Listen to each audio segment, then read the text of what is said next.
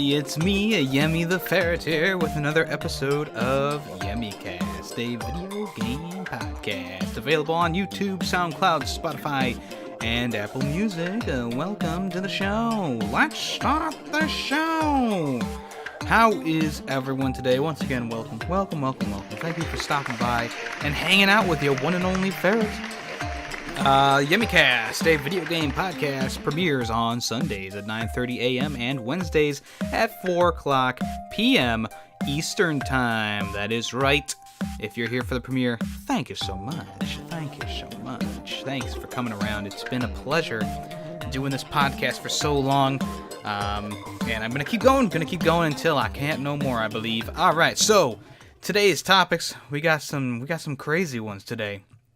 But nothing news related this weekend. We're just gonna go right into talking about Borderlands 2 and the new DLC, Commander Lilith and the Fight for Sanctuary. What's that song? And I run, and I run, and I run. I don't. It's called Sanctuary. But anyways, I digress. The DLC for Borderlands 2, which is free right now up until July 8th, so make sure that you grab that, because once it's not free anymore, it'll cost you $15. And that's actually quite a bit of money for a DLC for a game that's very, very old in terms of video game years. I personally found a lot of enjoyment in this game. In this DLC. There are some things that I do have qualms about, but I'll get to those. But for now, just know that the Borderlands 2 DLC is only free for a limited time, so even if you do plan on playing it, or if you don't plan on playing it, it's good just to add it to your your library or something like that. Just especially on like PlayStation or Xbox. They gave out the games for free on every platform they could pretty much. And if you don't have the Handsome Collection, I don't know how you don't have the Handsome Collection. Maybe you don't have PlayStation Plus. Maybe you don't have Xbox Play or whatever it's called. But if you do have those things, you have no excuses. I know Borderlands is not everyone's cup of tea, but I think that everyone can find enjoyment in these games, whether it's the comedy, with the gameplay, the environments, etc., etc. So let's talk about Borderlands 2, the Commander Lilith and the Fight for Sanctuary. It starts off, it pretty much starts off after the events of Borderlands 2, and actually a lot of things are talked about from that game, including Angel and Scooter and all that stuff. It actually takes place after Tales of the Borderlands as well. So if you're confused about some of the characters that are in the game, it's because you might have missed Tales from the Borderlands. Now, there aren't many new characters introduced in this one. Of course, the new bad guy, who I thought was kind of weak. He was a very weak bad guy. Basic lines and stuff like that, talking about how Lilith isn't fit to be a commander, etc., etc., which was the overall theme of the DLC, was Lilith was kind of forced into the commander role, and after there's been peace on Pandora for a while now. This is, of course, not exactly right after the events of Borderlands 2 and Tales from the Borderlands, but there has been a little bit of peace because of the Crimson Raiders, and she's in command of them. But of course, she's still been thrust into this position and hasn't really had to deal with big threats since Handsome Jack. So, big bad plant boy comes in and wrecks the place. He transforms people into like half plant, half human hybrid monsters. He also can transform the like animals and stuff that live there. So skags, and they added a bunch of new enemy types as well. Also, the new bandit types with the plants growing out of them are pretty cool too. Now, I know what you may be thinking. Yemmy, this sounds a lot like Halo. And you'd be right. It is very, very similar to the Flood from Halo. And that took me out of the game a little bit, because I kept thinking back to Halo, of course, which is a great game, of course. I'm not going to say it's not. But it does seem very Halo-esque, especially with the way that they transform. It's the pollen in the air and whatever. I know in Halo you had to be attacked by the squid monster things. I forget what they're called, the little dust mites. But it was still kind of like they're taking over your body. You have no control over your own actions and all that. Except, and yeah, also it transforms your body as well, and that's what it does in this. The new enemy types are cool. I can't pronounce some of them because they're very long words, but there's a new tentacles that come out of the plants, and the Lichridon or something like that. And there's also like loot monsters as well, like this big loot sludge monster that was pretty fun to fight. They also had this really funny side mission where you helped Claptrap get bitcoins, pretty much. And the spider ants in there are on the dark web. So instead of them just being spider ants, they're actually like holographic spider ants. And then the dark web was a giant spider ant that was dark and like deep purple and black, and you had to destroy it. And I thought that was like, I mean, most of the jokes in this DLC landed really, really well, especially with the side mission stuff. There's a whole side mission where Marcus and Crazy Dave, Crazy Ed, they're trapped together behind a door and they're fighting, and there's a lot of good lines that come out of that. There's also Vaughn. Vaughn is one of the new characters that you might not know of. He's from Tales of the Borderlands. One of the biggest jokes from Tales of the Borderlands was, he's a nerd and all that, but he's ripped. He's got a six-pack, chiseled abs. So that was great to see him back and doing stuff, because he's a really funny character in Tales from the Borderlands, and he, it's very well written in this game, in this DLC as well. So I'm glad that they added Vaughn in there. I think the doctor that you talk to is also from Tales from the Borderlands. I don't remember exactly because I haven't played it in a while, but I think that he was also a part of that game. The boss fights in this were really, really good. I thought they were really well done. The ending boss fight was a little lackluster for me, but all the other ones were great. There was a robot boss fight, and the robot's name was Uranus. And I mean, it's a lame joke, but it still makes you smile. There's a lot of points in this game that made me laugh and smile. The DLC, I keep saying game for some reason, but in the DLC, made me smile, made me laugh, made me crack up. I think they wrote this really, really well, and that gives me hope for Borderlands 3 to be written almost exactly the same way. I'm glad that they put the DLC out for Borderlands 2 on Borderlands 2. For Borderlands 3 on Borderlands 2. Jesus. Because it would have been awkward to start Borderlands 3, on Pandora, and, Lilith, and they're doing this whole storyline that I don't think that would have worked as well. Of course, Borderlands 3 is probably going to still start on Pandora, and it's going to probably, the first few missions are going to be getting the ship ready to go and launching.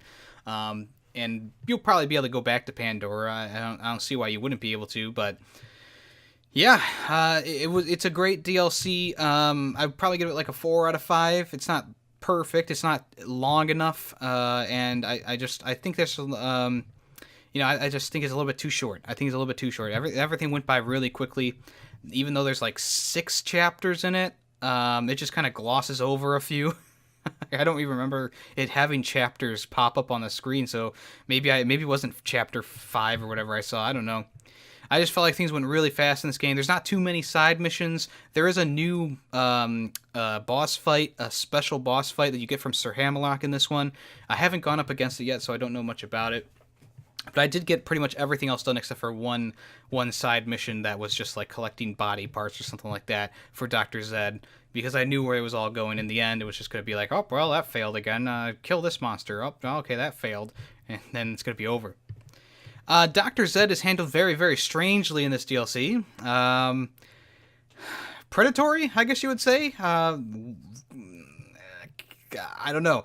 It seems like every character that's a doctor or something like that in this DLC is going after Tannis sexually. Of course, Tannis a lot of her lines are very sexually charged now as well. They were funny, and I don't think they were off-putting when Tannis was saying them. But then Zed was like, "Oh, I really want to get in Tannis's pants," and he made all these lip-smacking sounds. And I was like, "Okay, I hope Zed dies at the end of this." I didn't like Zed. I didn't like how they did Zed in this DLC. He just seemed like a creeper. It really just could have gone without that, to be honest with you. Other than that, I liked all the other characters in this. They gave a little bit more time to Ellie and Moxie, since, spoiler alert, Scooter dies in Tales from the Borderlands, and it's canon.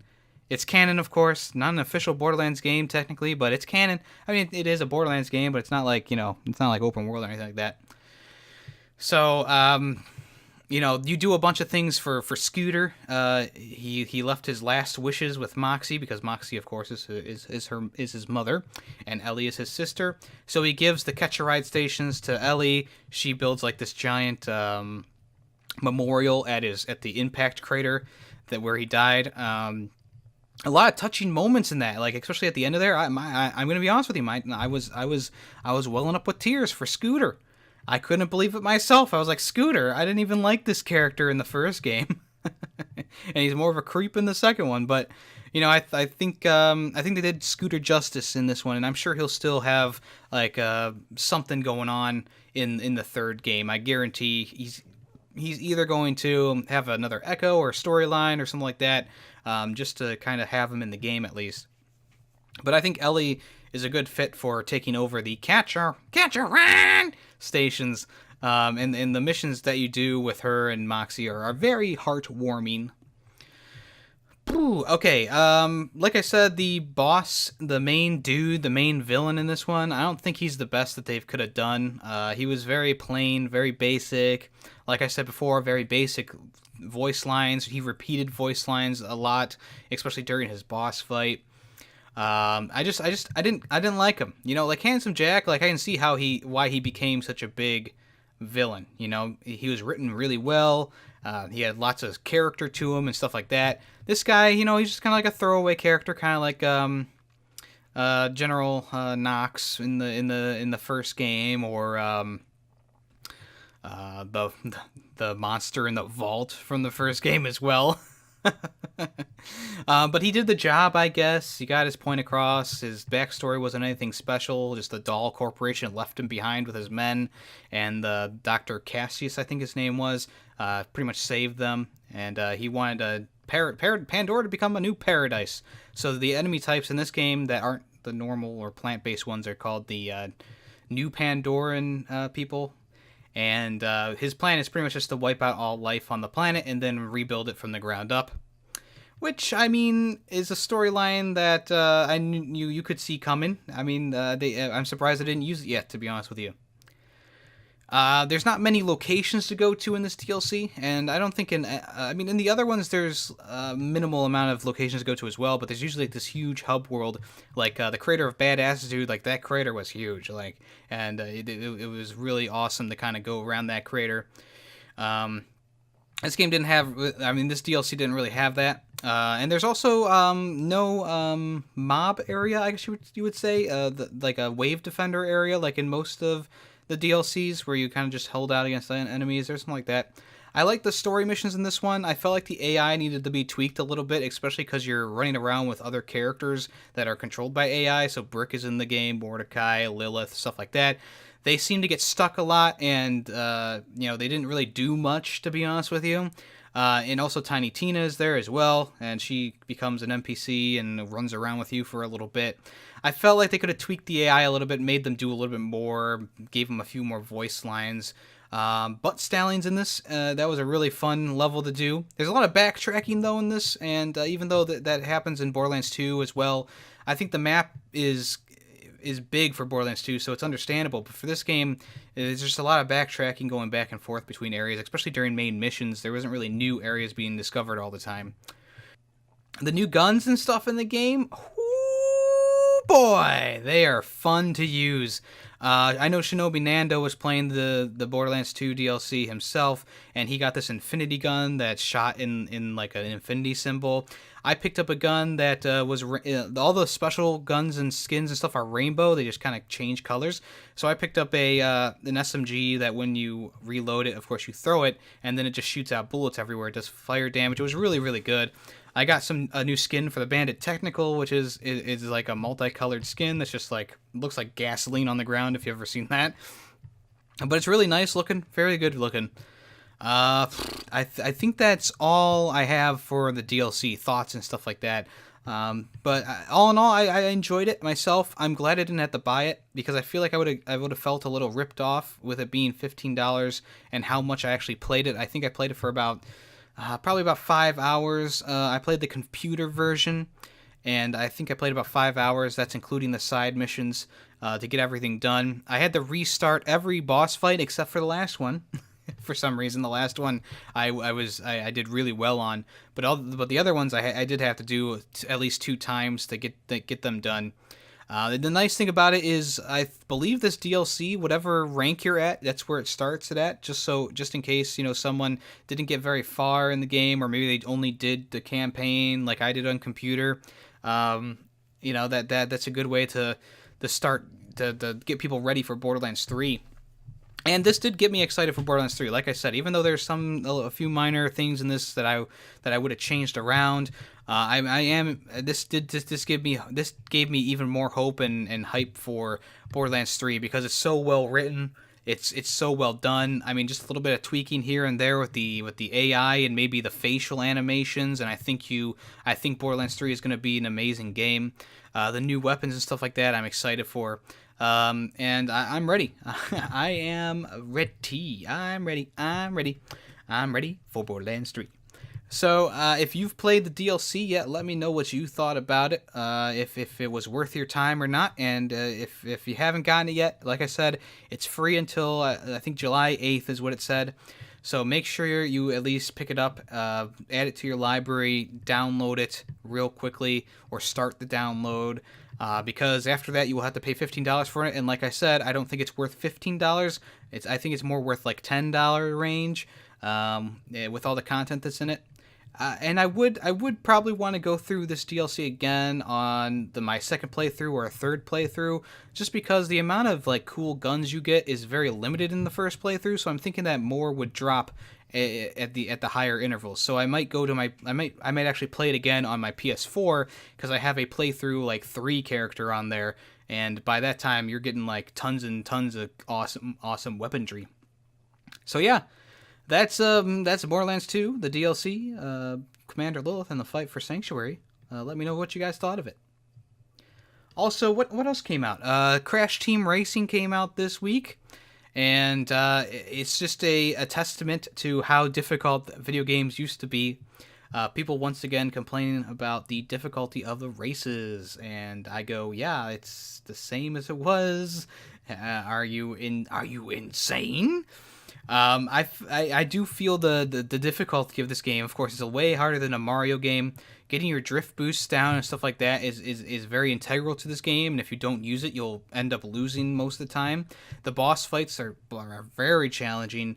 I recently beat Ripper Roo after about 10 attempts to get that thing done, and I was like, okay, I need to step away from the game for a little bit because that really was annoying. The time trial stuff, the collecting gems, collecting all the CTR levels in each level, it's a bit of a challenge. And if you don't like a challenge in your racing games, well, why don't you go play some Gran Turismo or something like that? I don't know. I can see where the complaints are coming from and why they're coming in, but to me, it feels like Crash Team Racing. I mean, it's always been a more difficult game than like Mario or something like that. So if you can't take the heat, stay out of the go-karts. I tell you what. I do like the coin system in this game. You do seem to get a lot of coins from races. If you get first place, I believe you get like 60 or 80 or something like that. Every time you finish a race, you get coins, for anywhere from like 30 to 100. And getting boss fights done gives you even more, and you can use them in the CTR store, which has a lot of cool stuff in it. New characters are unlocked through that as well. You can unlock new characters in that as well. I like how the graphics look in this game, and I know it might off-put a lot of people, but if you actually press R2 while you're racing around, or RT, it'll actually show you the back view of your character, and your character's face will be, it's like they're in the wind, and you can actually see the hair and stuff moving and stuff like that. So I thought that was a really nice touch to put in this game. And yeah, I don't really have much to say about Crash Team Racing, to be honest with you. If you remember Crash Team Racing from when you were a kid, it's pretty much the same.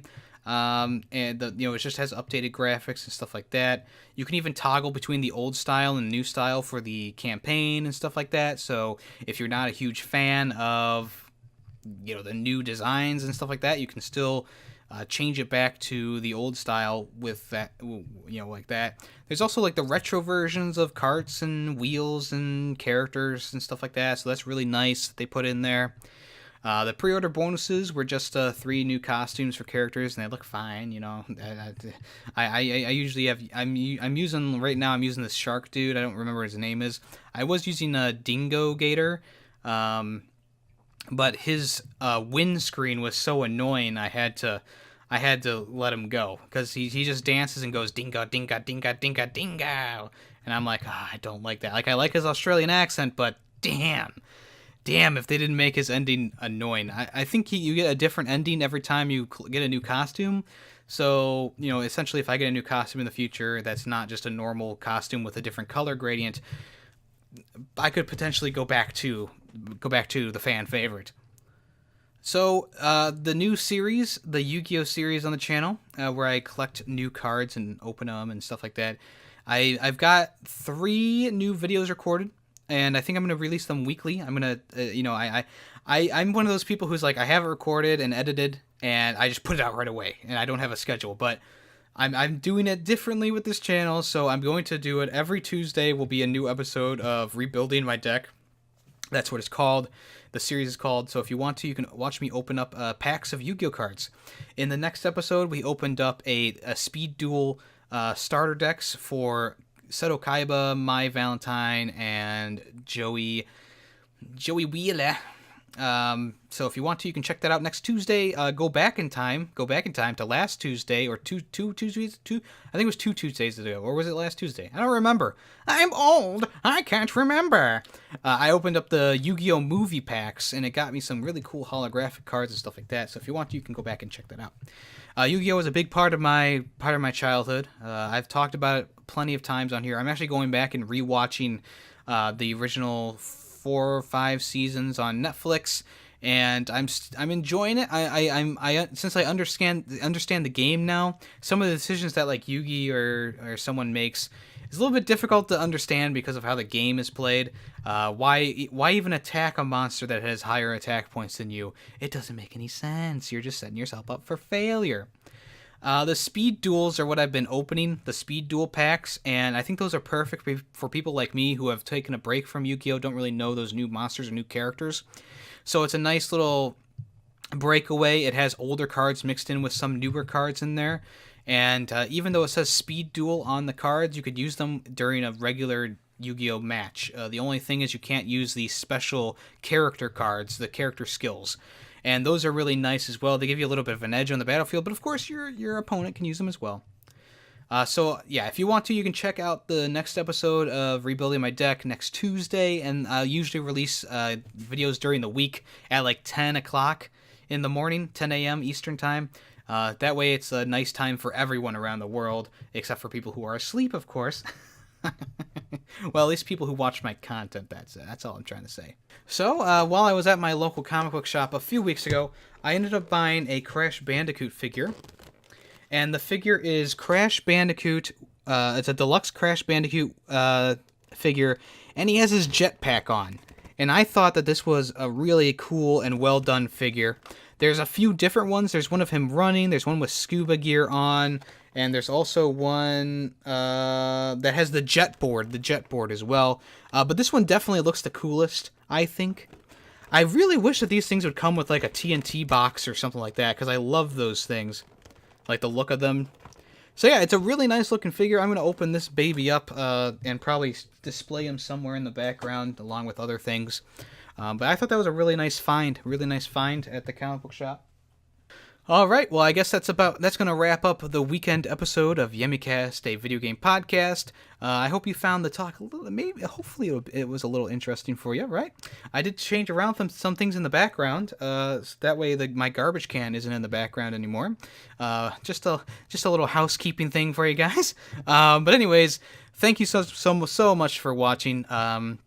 Once again, YemmyCast premieres on Wednesdays and Sundays. It's on Spotify, YouTube, SoundCloud, and iTunes. If you want to, you can check it out whatever platform you want to. It doesn't matter to me. I just thank you all the same.